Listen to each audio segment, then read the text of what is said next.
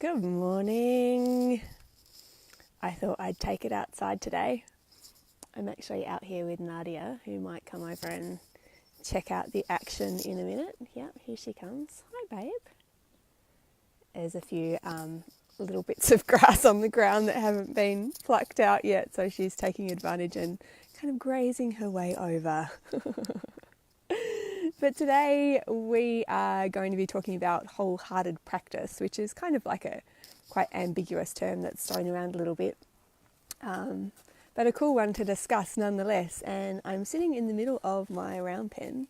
It seems like such a lovely kind of calm, still day, and it was crazy windy here yesterday, so I'm taking advantage of being able to be outside. It's quite hilarious at the moment because the round pen is in the middle or sort of on the edge of our hay paddock, and the grass is like up to waist height at the moment, and so all around the edge of the arena is like a moving buffet basically for the horses. And she's like, oh yeah, what's over here? Yeah, what's over here? Good morning, Cindy.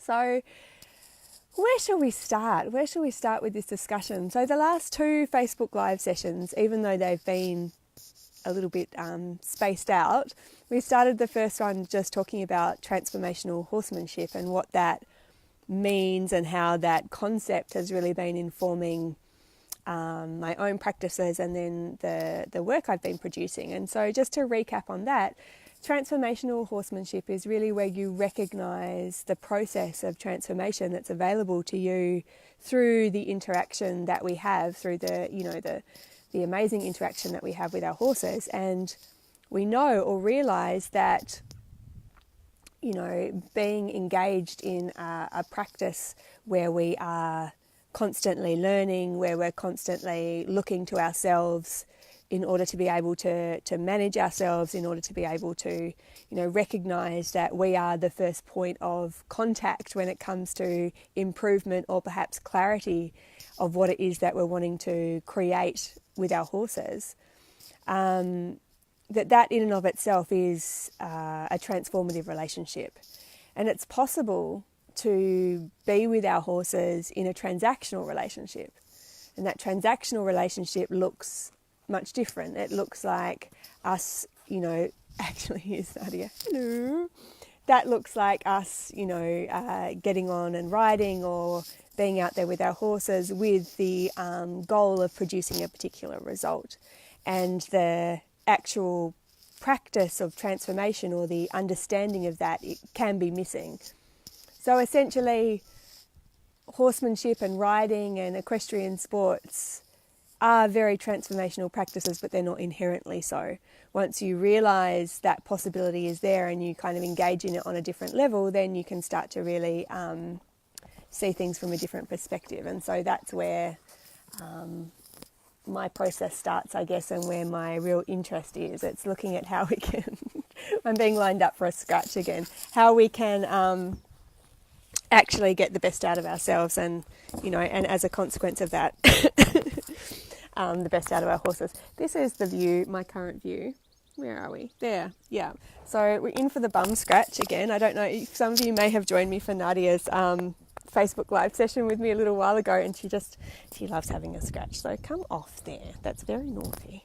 Anyway, so today we're going to talk about wholehearted practice, and really that is the process of, again, understanding that transformative relationship that we have with our horses, but then being completely responsible and aware of all the different parts of ourselves that come to the party when it comes to creating a fulfilling relationship of any kind. And at the start, it's possible really to begin with thinking about focus and thinking about self-talk and thinking about how it is that you're using your body and what that is signalling to your horse and how that's conveying, the emotional framework that you're operating from. But actually there's so many layers beneath that we can get into that are fascinating and so, fulfilling when you really start to scratch the surface of that.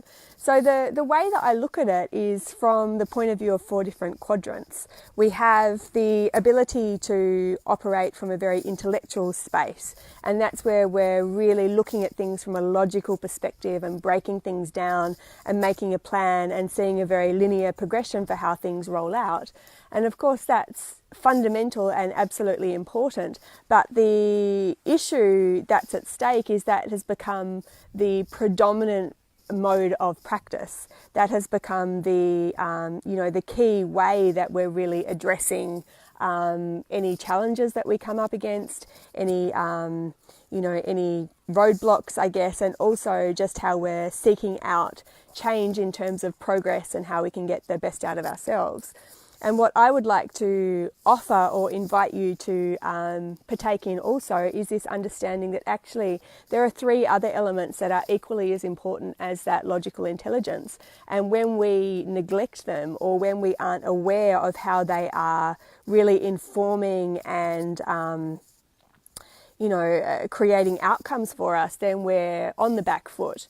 Because of course we're in partnership with this incredible creature who has all of these 4 facets of themselves working in total harmony just as a result of who they are. They aren't clouded by some of the self-talk chatter that we are under the wrath of sometimes, and so their responses and their relationship with us and the feedback they give us is 100% honest. It's always something that we're able to trust because there's no judgment and there's no challenge to their worthiness that they see. And let me explain what I mean by that. Horses don't have the ability to feel shame. I think this is a really key element. And so the reason that we may model or change our behaviour on any given occasion and in any given moment is because we are always looking to belong, and we're always looking to feel connected. And so when we are challenged in some way, and when our worthiness is challenged, or when we are triggered in some way to feel shame, it causes us to modify our behaviour for better or worse. And that can mean that we are inauthentic. It can mean that we're not aligned completely with the actual feelings that we're feeling on the inside and the projection that we are expressing on the outside. Horses don't have that framework of operation. They don't feel shamed, they don't feel embarrassed, they don't hold on to a behaviour and think about what that might mean for them in the future. They're just giving you a very honest assessment about how they feel in the moment. And then our job is actually to assess what that means in very black and white terms and be able to take the best or the most beneficial action moving forward. Is this making sense? Kind of a lot, isn't it? It's like I feel like I'm out here patting my horse and unloading a stream of consciousness on you all. So the reason that I think this is really important is because overthinking and getting stuck in that analytical frame of mind, and anxiety comes into this as well, is one of the most common stuck points that I see and that I experience. And really a lot of anxiety, especially when it comes to worry or rumination or self-doubt even, is us being stuck on a channel. It's us being stuck in a channel and we're not able to actually take the different projections that are offered to us or the different possibilities that are offered to us and make a decision about how to move forward. And that's us being really stuck in that logical framework. It makes sense as well because our school systems and the way that most of our work life is set up is very heavily reliant on logical thought or on intellectual thought. It's highly valued and it's definitely the most developed of the intelligences that we have available to us. And so you can see when that's working in our best interest, that's fabulous. But then in those situations where we're actually presented with an emotional challenge or a challenge to our worthiness, that we can actually become unable to navigate our way through the feeling intelligence that we have and that intuitive intelligence that we have, and instead we become reliant on an area of ourselves which is ill-equipped to really give us the answers that we need. So just taking it back to that idea of getting stuck on a channel, Anxiety, let's talk about that for a little bit, because I know this is something that many of you have had experiences of and are perhaps, feeling like is the dominant thought process for you at the moment. And there are two different thoughts of anxiety, two different main types of anxiety based on where they originate in the brain. So we have the anxiety that comes as a result of analysis and overthinking and that worry and that rumination. And that's a cortex-based anxiety. So basically, when we are making an assessment about our environment, that information comes in via our sensory system. So we see things, we hear things, we feel things, everything that's sensory based gets sent to our brains, and that the thalamus basically makes sense of that information. So that's like a highway conductor. It takes in all of the different information that's presented to it and sends it to the appropriate parts of the brain. Now, when there is nothing in our environment that triggers us, and what I mean by triggers us is if we have had a bad experience in some way, like an accident, I'm just being lined up again, like an accident or an injury or something which our brain has decided we need to hold on to that information so that we can avoid it happening again in the future, that's stored as an emotional memory. It's stored as a trigger. And the amygdala is responsible for us experiencing the physical experience of anxiety. So if you are in a situation where you are riding along or you feel completely fine and everything is 100% normal, and then all of a sudden you experience this anxiety reaction and it seems to have no logical basis, that's an amygdala-based anxiety response that's come as a result of an emotional memory or trigger. Now, the other sort of anxiety is the overthinking anxiety, and this is a cortex-based anxiety. Now, the cortex is really responsible for higher thought. It's responsible for anticipation. It's responsible for us being able to make assessments about what's happening in the present moment, project it into the future, and decide what the best course of action is. You can see when this is working well that it's a really efficient system. We have a variety of different scenarios that are available to us. We can choose one of those scenarios and then we can apply it in a really tangible way. So we take action, or we decide to say no, or whatever it is that comes off the back of that. Now, when we are primed or stuck in the modus operandi of only relying on logical intelligence, this can work against us. And this is where the overthinking side of things starts to really kick in, where you're given a variety of different situations, where your mind comes up with a variety of different scenarios in response to what it is you're currently presented with. And instead of making a decision and then actioning it, you're stuck on that thought loop. And so it spins around and around and around and around in your mind. And eventually, after a while, if you decide, or you're focusing on the worst case scenario coming to life, so if you see a number of different scenarios but they're not positive, then that automatically activates the amygdala as well. And then we get that experience, that very physical and unpleasant experience of anxiety. I know a few of you are saying hi, but it's so bright out here. I'm struggling to see my screen, so excuse me if I'm looking away. Hi, Rachel. Hi, Angela. Hi, Connie. Nice to see you.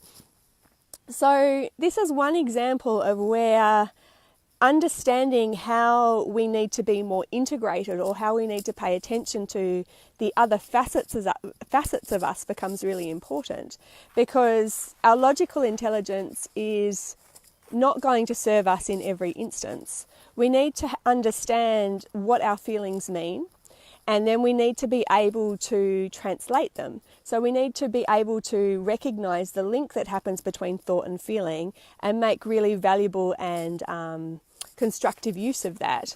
And I think what we've been trained out of is really trusting ourselves. We've been trained out of trusting our gut instincts. We've been trained out of trusting our emotions. And there's also a lot of talk, I think, just generally and culturally around how untrustworthy emotions are, and we really need to sort of man up and present this facade of, totally having it together. But actually, we know that in those instances, quite often there's a lot of stuff that's going on beneath the surface. So the 4 quadrants that I'm constantly referring to, just to reiterate, are our intuitive intelligence, our emotional intelligence, our physical intelligence, and our intellectual intelligence, or our logical intelligence. And all four of those areas need to be paid attention to.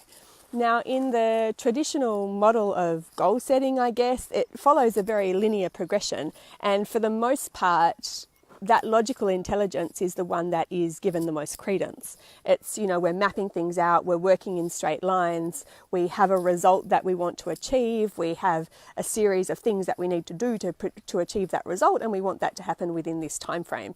And unfortunately, life often gets in the way, and we're finding, and I've certainly found, and I know that the many writers that I've worked with have found, that system to be either ineffective or missing certain pieces. And the pieces I believe that it's missing are those intuitive and emotional pieces, because we're dealing with conscious creatures. We ourselves are conscious creatures, and really coming into a relationship in a way that's effective for both of us requires us to have all of those pieces in place. So how is it that we can do that? Like, how is it that we actually are able to get into a process where we can sort of have something tangible to latch onto that will allow us to work through these types of experiences and scenarios? Well, if we think about why each of those things are important, basically intuitive intelligence, it's not something necessarily that we need to actively cultivate. I think that we're very much a doing culture in terms of like, how do we do things that will help our intuition? And sometimes it's actually just paying attention, or it's doing less. It's filling your day with less things so that you actually have space for those sorts of insights or those sorts of understandings to rise to the surface. And when our days are so full and so cluttered, and we don't allow space for free thought to come up, then we're constantly taking things in without really allowing ourselves to make our own assessments about how we feel about something. So even when it comes to, I'll give you a good example of this actually. Quite often our intuitive intelligence is squashed down through the dream making process. And I'm saying dream making because that's the process that I'm engaging in now, where you are, that's replacing the goal setting process. So when it comes to asking someone what their dream is, that often comes quite intuitively. That's something where you might actually have something which pops into your head in the first couple of seconds, and that generally is that unconscious or subconscious thought process rising to the surface. What happens after that point is then we start to introduce the logical thought patterns, or the more trained or conditioned thought patterns, which tell us what it is we should be doing, or whether that's a realistic understanding or not. And this is what I want you to start to become aware of, where you have those flashes of insight, but you cancel them out. And in the beginning, it's kind of like it's a check-in process. It's a check-in process with really seeing how you feel about something and allowing that voice or that understanding to rise to the surface. If you haven't gone through that process before, it's kind of like having someone next to you and asking their opinion on it. And the way that I think about it is, if you have a child that you're looking after and they've never been asked their opinion, they're just told what to do all the time, and you go, what do you think about that? In the first instance, they might be like, oh, nothing, I don't think anything. And then after a while, the more you include them in the process and the more you actually check in and ask them, their voice starts to develop, and after a while they might find that they actually have quite a lot to say. That is a similar process, I believe, in uncovering the intuitive side of ourselves. It's just allowing for that space and checking in and saying, well, what is it that I really feel about this? How is it that I actually want to navigate this that's separate to what I think I should be doing, or what I feel like I'm told I should be doing? What is it that I actually feel about this, and am I allowing space for creative insight to enter into this equation? So that's something just to have a think about as well, like how much space is in your day to allow for that, how much, Nadia's just having a big yawn, how much flexibility do you have within your process with your horses that allow for that kind of creativity and lightness and play to come in. Elo saying, is there such a thing as being too intuitive? I don't think so. I think that just as you can be stuck in a really logical or linear way of thinking, I think you can be stuck in a solely intuitive way of thinking without being able to translate that into tangible terms. It's not that we're favouring or swinging wildly to one part or the other. You know, I'm not saying don't be logical and don't think things through. I'm totally logical. I like to get things down in a line, but I know that can come at the detriment of this intuitive part of ourselves. And similarly, if you're stuck in that more watery part of yourself and you have the insight and you have the vision, but you don't have the physical intelligence perhaps to actually translate that into action, or you don't really understand what that might mean in very logical or tangible terms, then you can then that's working to your detriment also. So some of us will be more highly developed in other areas, and it's a matter of bringing awareness into the focus of those different parts and allowing them to actually develop, I guess, so that we're coming into it and engaging all of ourselves.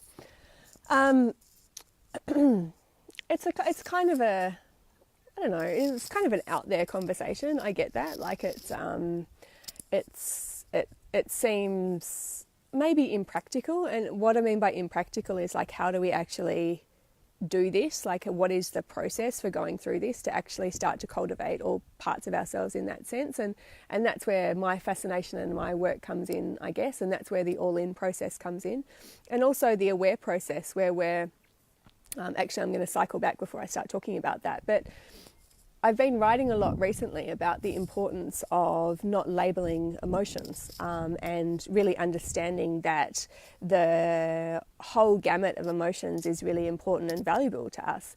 Yesterday, or the day before yesterday, one of my amazing Joyride members posted about the experiences that she was going through.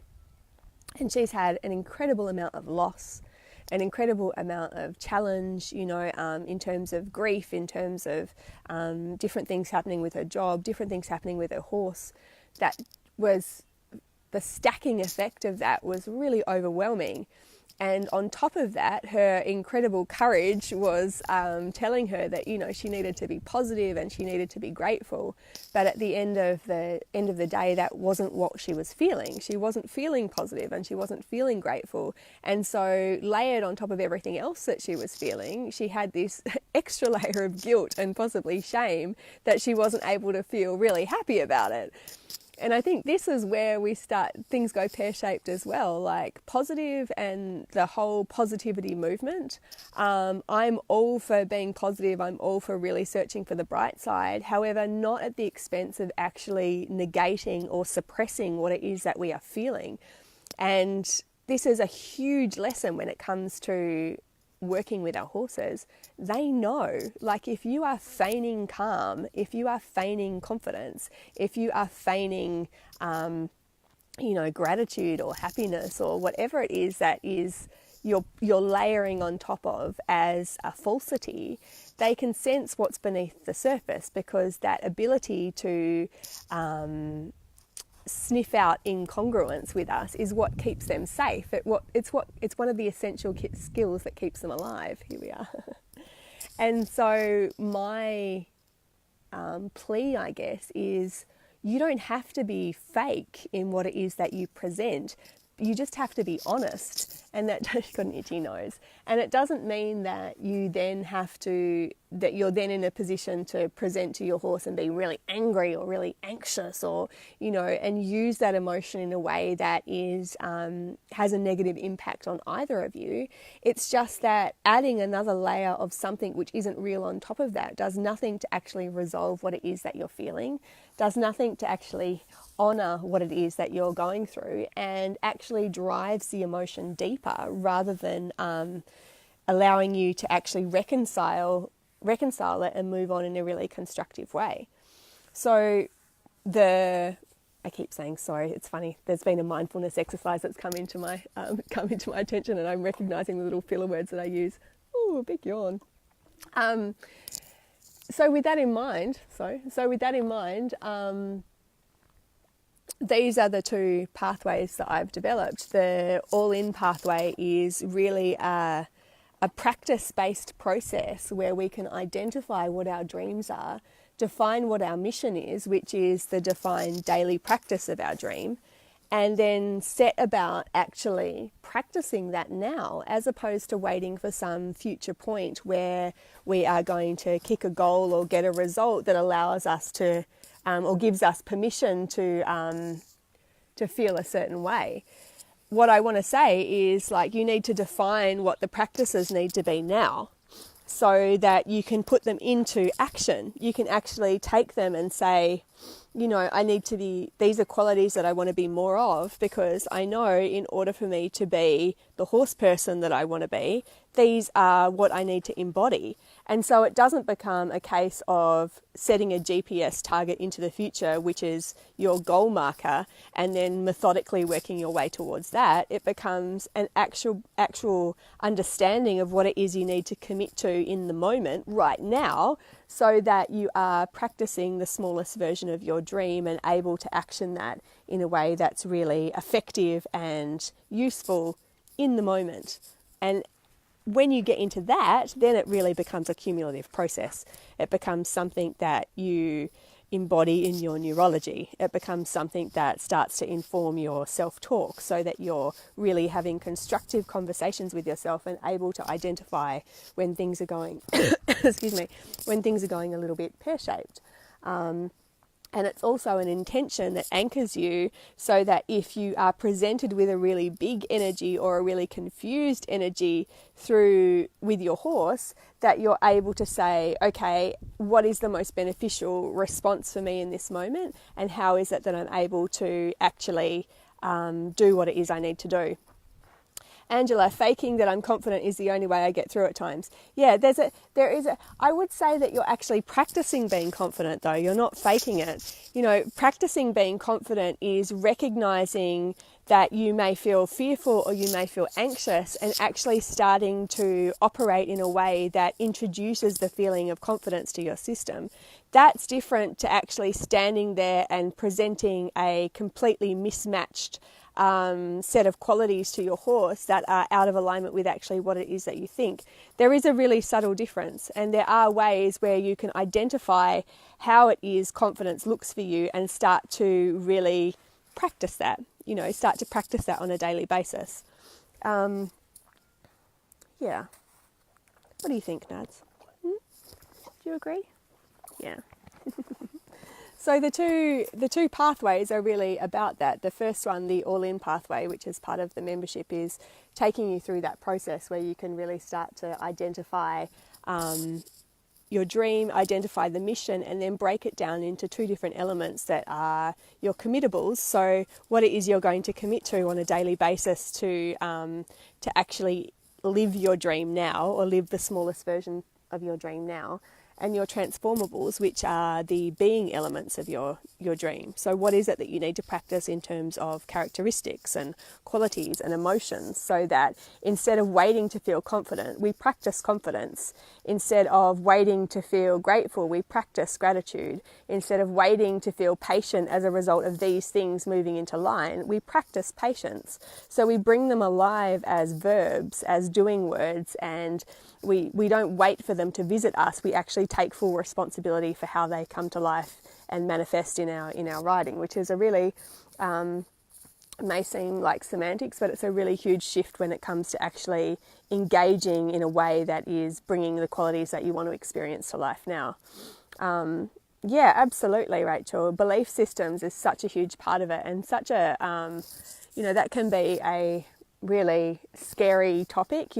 People are afraid that they don't know what their limiting beliefs are, but beliefs are really just your most practiced thoughts. They're the thoughts which have the most airtime, and so if we can start to identify those, and they come up as a result of our intentional self-talk for the most part, then you can really decide, well, if this is my dream and this is my mission, what is it that I need to believe in order for me to be that person now? Like, what is a belief system that I need to align myself with so that I can actually start to practice the principles and the values that are important to me now, instead of waiting for them to come at some future target?